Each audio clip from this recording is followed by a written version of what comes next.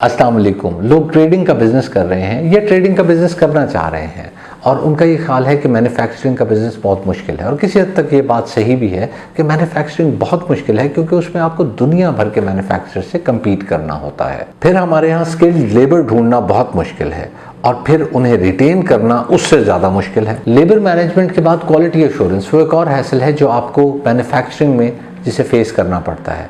इसी तरह credit, obviously अगर आप रिटेलर को माल देंगे तो वो भी आपसे क्रेडिट लेगा, अगर आप ट्रेडर को माल देंगे तो वो भी आपसे क्रेडिट लेगा। दूसरी तरफ ट्रेडिंग के बिज़नेस में ऐसा लगता है कि आपने मैन्युफैक्चरर से क्रेडिट लेना है और उसके बाद आपने क्रेडिट दे देना है कस्टमर को, तो आपकी जो कैश इन्वॉल्वमेंट है वो बहुत कम हो जाती है और लेबर का जो झंझट जो हमने पहले डिस्कस किया था वो तो ट्रेडिंग में वैसे ही ख़त्म हो जाता है। मैं ये नहीं कह रहा कि ट्रेडिंग का बिज़नेस बिल्कुल आसान है और उसमें कोई कॉम्प्लिकेशन नहीं है, क्योंकि उसमें काफ़ी कॉम्प्लिकेशन है। आपको कस्टमर की रिक्वायरमेंट्स लेके कम्युनिकेट करनी होती है मैन्युफैक्चरर को और फिर उसके बाद मैन्युफैक्चरर ने जो चीज़ डिलीवर करनी है वो आपने स्पेक्स के मुताबिक क्लाइंट को डिलीवर करनी है। ये सब ट्रेडर का रोल होता है। आज की वीडियो में मैं आपको बताने जा रहा हूँ कि ट्रेडिंग का बिजनेस अगले कुछ सालों में कैसे इवॉल्व होगा।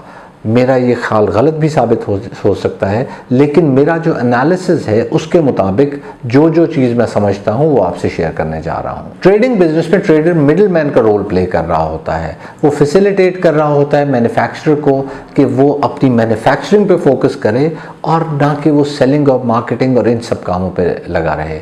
इसी तरह उसका रोल ये भी होता है कि कस्टमर को बेस्ट कस्टमर सर्विस दे, लेकिन दूसरी तरफ कस्टमर भी और मैन्युफैक्चरर भी दोनों मिडलमैन को पिछले कई सालों से निकालने के चक्कर में हैं और निकालने की कोशिश कर रहे हैं। इंटरनेट या ई कॉमर्स के बिजनेस ने ना सिर्फ ये मुमकिन बना दिया है, बल्कि अगर आप डेवलप्ड मुल्कों में देखें और खासकर डेवलप्ड इंडस्ट्रीज में देखें तो ट्रेडिंग का बिजनेस बिल्कुल ख़त्म हो चुका है। इसी तरह अगर आप मैन्युफैक्चरर्स को देखें तो वो अब पेनिट्रेट कर चुके हैं, डायरेक्ट कस्टमर तक अप्रोच कर चुके हैं। अमेज़ॉन इसकी बहुत बड़ी मिसाल है और अमेज़ॉन ने मिडिलमैन को निकाल के मैन्युफैक्चरर को एंड कस्टमर के साथ कनेक्ट कर दिया हुआ है। इसी तरह टेक्सटाइल, टाइल्स, जंबोलॉन और केबल की मिसालें आपको मिलती हैं पाकिस्तान में, जहां उन्होंने मिडिलमैन को निकाल दिया है और अब वो डायरेक्ट एंड कस्टमर तक पहुंच रहे हैं।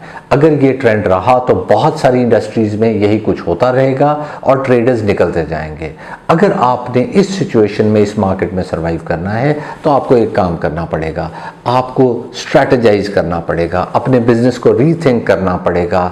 ऐसे फैक्टर्स आपको निकालने पड़ेंगे जो आपको डिफरेंशिएट करें और फिर आपकी प्रेजेंस मुमकिन रहेगी, नहीं तो आप भी एक आम ट्रेडर की तरह इस बिजनेस से बिल्कुल निकल जाएंगे।